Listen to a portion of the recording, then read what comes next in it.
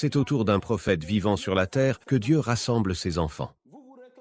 Vous vous réclamez de Mahomet, Moïse, Jésus de Nazareth, alors qu'ils ne sont pas vos prophètes et ne sont plus sur la terre.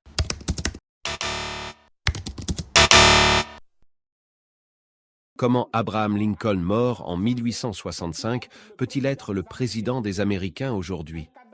Un cadavre peut-il être le prophète des vivants? Quel est ce proverbe? Nous vivons dans des sociétés qui, elles aussi, évoluent constamment.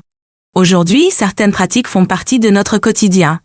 Jouer au football, regarder des séries ou des films, utiliser les réseaux sociaux comme TikTok et Instagram, et bien d'autres encore.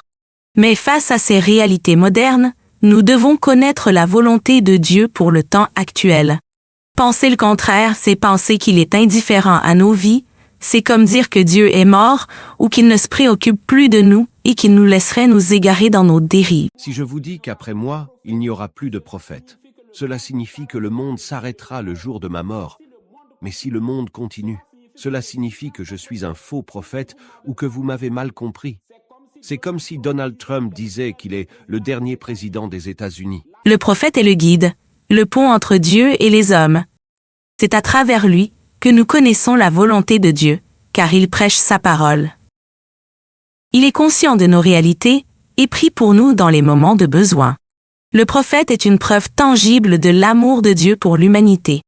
Sans prophète, chacun suivrait son propre chemin, selon ses propres idées et actions.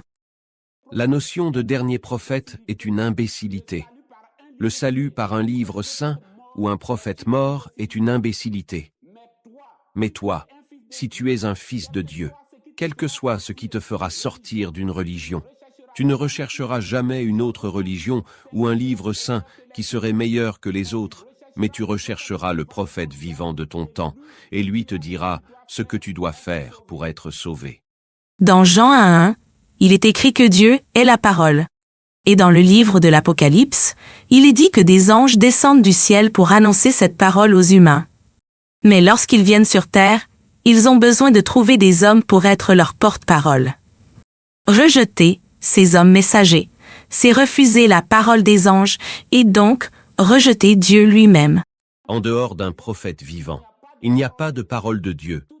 Toutes ces interprétations de livres saints que vous consommez dans vos temples, églises, mosquées et synagogues, ce sont des nourritures transgéniques, des nourritures pour porcs. Les religions, elles, enseignent que Dieu a cessé de parler au travers des livres saints, et que nous devons simplement attendre le Messie. Chacune propose des règles à suivre en attendant son retour, mais ces règles peuvent parfois être dépassées ou inadaptées à notre époque, voire se contredire les unes les autres. Par exemple, j'aimerais bien que Dieu me dise clairement si je peux, oui ou non, jouer au football. Pause, les femmes aussi jouent au football. J'aimerais savoir si je peux utiliser des préservatifs, être mère porteuse, ou si, en tant qu'infirmière, je peux administrer une sédation profonde à mon patient qui souffre. Bref, les vraies réalités de mon temps quoi. Si ce n'est pour rechercher Dieu au travers du prophète vivant de ton temps.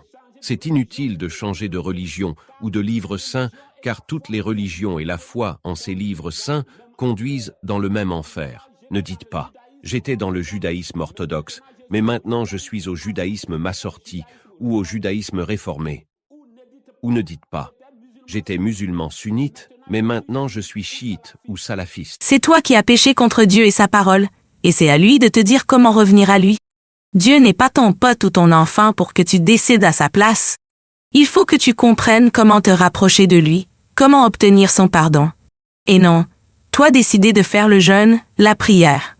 En bref, faire comme tu vois. De la même manière, lorsqu'on veut voyager dans un pays étranger, on ne décide pas des documents qu'on va présenter à l'ambassade. On fait tout pour se conformer aux exigences du pays d'accueil.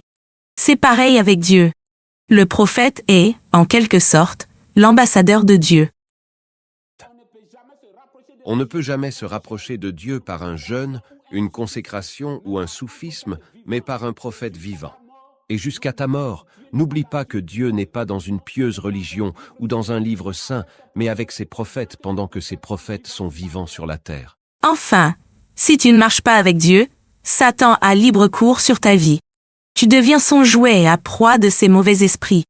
C'est comme si tu étais en lien constant avec des esprits impurs, des sirènes ou d'autres entités. Ainsi, tu auras des rapports sexuels constamment dans tes rêves. Les démons te paralyseront dans ton sommeil, te rendant incapable de bouger ou de crier. Satan te hantera. Il te poursuivra dans tes rêves, transformant tes nuits en véritables cauchemars.